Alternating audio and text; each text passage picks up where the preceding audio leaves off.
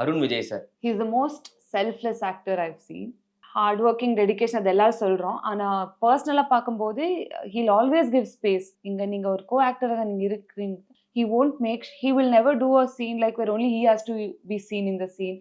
நான் மட்டும் காண அப்படி இல்ல. சீனுக்கு எப்படி வேணும், சார் எப்படி சொல்றாங்க அது கேட்பாங்க. So he's a very obedient and a selfless actor. Nice. Negative? Negative, he will make us eat a lot of food. உங்களை சாப்பிட வைப்பாரோ?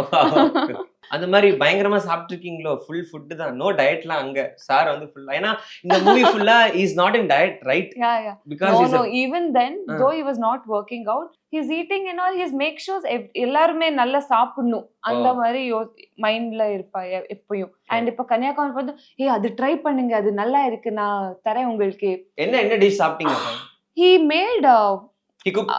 Yeah, he cooked biryani? இல்ல அவங்கள ஒரு நாள் I think he made fish fry. Okay, fish fry பண்ணாருங்களா? Okay. ஆனா அது நாங்க I left that evening, he was making in the night.